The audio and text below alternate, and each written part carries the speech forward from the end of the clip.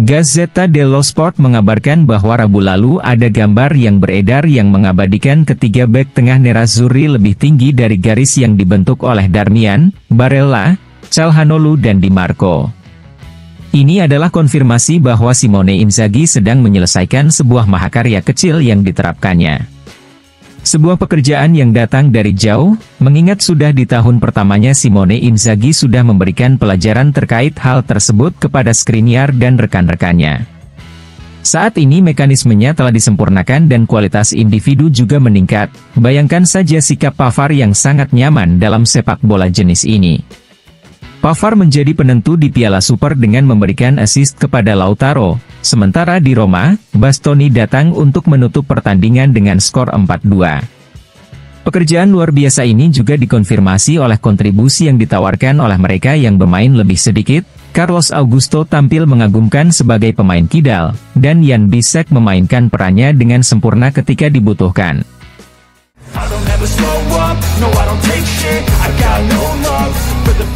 Corriere dello Sport mengabarkan bahwa Inter tidak akan mengambil resiko apapun dan pemulihan Marcus Thuram tidak akan dipercepat. Thuram akan tersedia antara pertandingan melawan Genoa dan Bologna, kemudian dia akan menampilkan penampilan terbaiknya melawan Atletico, dan ini juga merupakan tanggal yang sama dengan kembalinya Acerbi.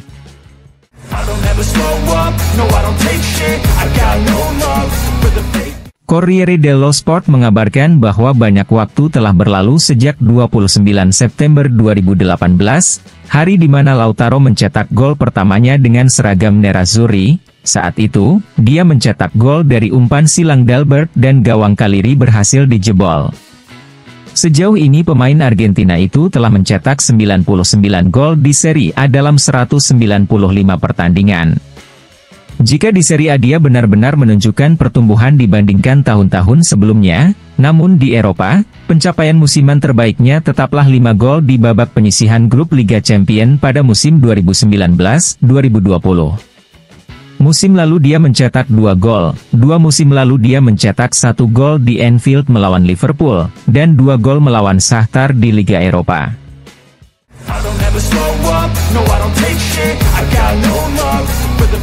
Dilansir FC Internews, pada peringkat musim, Serie A kini memiliki 15.571 poin, mengungguli Jerman dengan 14.500 poin, Inggris dengan 13.875 poin, Prancis dengan 13.250 poin, dan Spanyol dengan 13.187 poin. Sementara itu, kabar baik lainnya adalah Italia satu-satunya federasi dengan 7 dari 7 tim yang masih ikut serta. Jerman punya 5 tim, Inggris 6 tim, Prancis turun menjadi 3 tim, dan Spanyol 5 tim.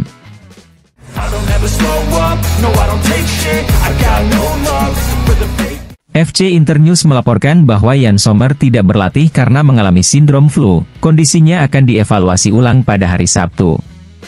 Jika dia berhasil meredakan demamnya tepat waktu, dia akan berangkat bersama tim untuk pertandingan tandang melawan Lecce. Jika tidak, maka giliran Emil Audero yang menggantikan posisinya.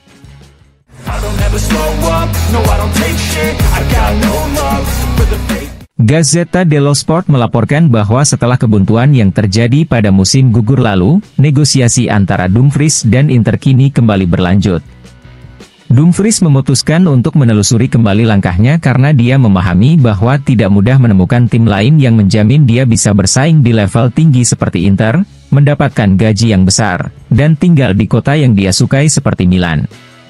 Inter senang dengan perubahan ini, dan ada keyakinan untuk mampu mencapai penandatanganan sebelum akhir musim dengan nilai 4 juta euro bersih ditambah bonus per tahun.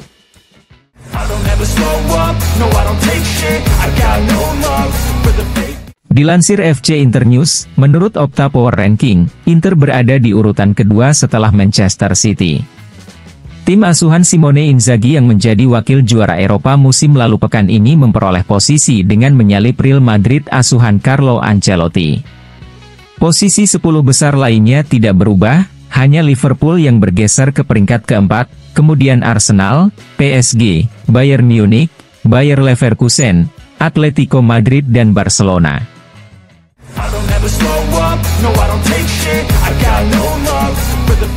Dilansir FC Internews, laga melawan Atletico Madrid menjadi kemenangan ke-15 bagi Simone Inzaghi dalam 28 laga Liga Champions sejak dia berada di bangku cadangan Inter. Neraca ini dilengkapi dengan 7 kali seri dan 6 kali kalah. Simone Inzaghi mengoleksi jumlah kemenangan yang sama seperti gabungan Mourinho, Spalletti dan Conte di Liga Champions dengan seragam Inter.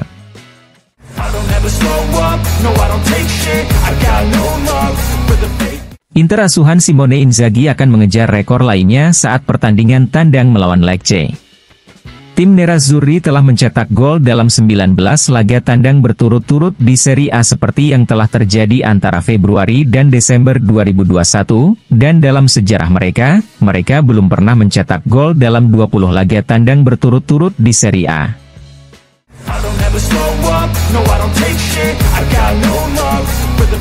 Dilansir FC Internews, Inter adalah satu dari hanya 2 tim di Eropa bersama Bayer Leverkusen yang telah mencetak setidaknya 10 gol dari sektor pertahanan dalam 5 kejuaraan top Eropa yang sedang berlangsung.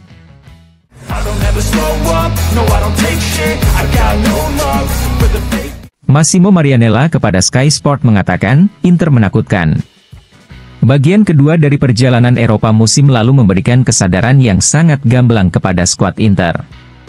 Saya yakin ada landasan untuk membuka sebuah siklus. Inter adalah favorit kuat untuk Serie A dan juga memiliki posisi yang baik di Eropa. Di Wanda Metropolitano dengan tim dan lingkungan tersebut selalu sulit, namun Inter mempunyai peluang bagus.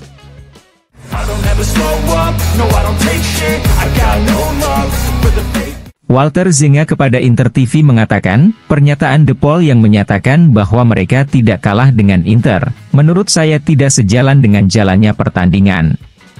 Sekarang saya ingin melihat apa yang akan dilakukan Simeone di leg kedua. Saya pikir sesuatu akan berubah, terutama dalam sikapnya.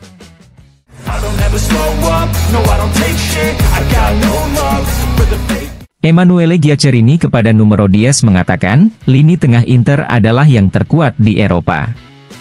Bagi saya, Barella, Calhanoglu dan Mkhitaryan terbukti menjadi lini tengah yang hebat. Kekuatan Inter terletak di lini tengah. Kita bisa berbicara tentang Lautaro dan Thuram atau lini pertahanan, tapi bagi saya lini tengah adalah titik tumpu tim Inter. Ada banyak manfaat dari lini tengah atas hasil yang dicapai Inter sejauh ini.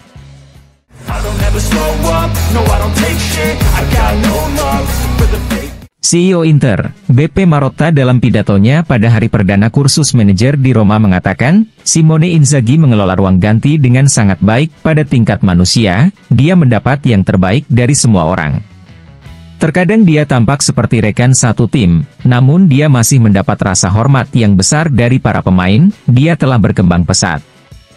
Lalu ada satu hal yang jarang dikatakan, dia dibandingkan dengan generasi Spalletti dan Conte yang memiliki pengalaman 10 tahun lebih sedikit, namun dia akan bisa pergi ke arah lain. Kami telah mengambil Thuram, tetapi jika Lukaku menerimanya, kami akan setuju untuk bersamanya, Lautaro Martinez dan Thuram. Mungkin tidak akan ada chemistry yang kita miliki saat ini dengan Thuram dan Lautaro. Jika diterjemahkan secara kasar, Anda juga perlu keledai. Pada tahun 2019, saya tiba di Inter. Saya mengorbankan sosok seperti Luciano Spalletti karena di masa lalu budaya yang ada bukanlah budaya pemenang. Saya mengorbankannya demi mendapatkan Conte yang saya kenal baik dan yang membawa kami memenangkan Scudetto di tahun kedua.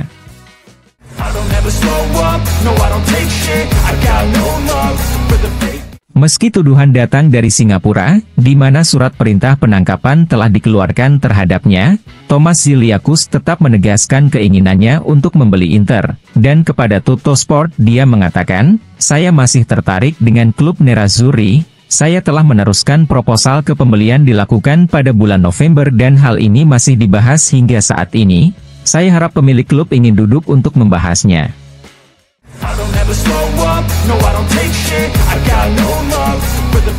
Ricardo Saponara kepada Sport Mediaset mengatakan, seringkali tim-tim papan atas mengandalkan individu, tetapi dalam kasus Nerazzurri, saya melihat kolektif yang sangat kuat.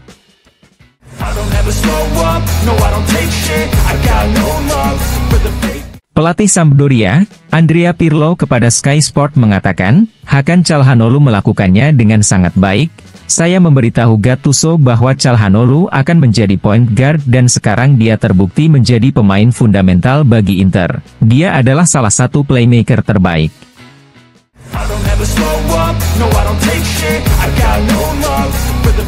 Penggemar Inter yang terekam menangis setelah gol Arnautovic di Inter Atletico Madrid.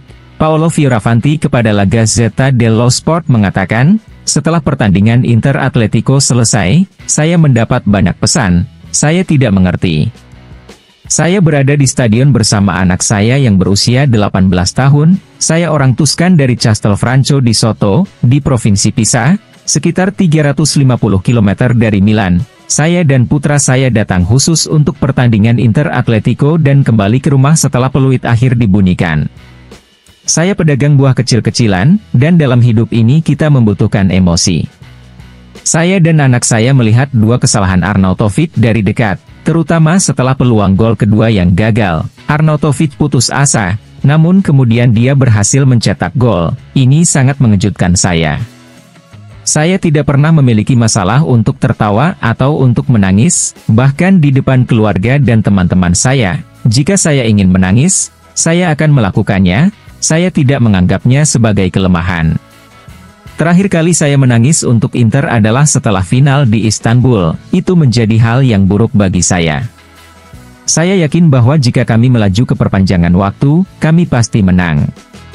Sementara air mata kebahagiaan terakhir saya hadir setelah Euro Derby. Itu adalah nafsu, emosi yang selalu saya bawa selamanya. Siapapun yang mengenakan seragam Inter adalah yang terbaik di dunia, dan mereka yang pergi tidak mengerti di mana mereka berada. Tidak semua tim sama seperti Inter, hanya Liverpool yang bisa dijadikan perbandingan. Kami gila, kami tidak menang atau kalah sampai wasit meniup peluit, kami para penggemar telah melihat banyak hal. Kami bersedia melakukan apapun dan mampu melakukan apapun. Di dalam keluarga, kami semua adalah pendukung Inter, bahkan istri dan dua anak perempuan saya.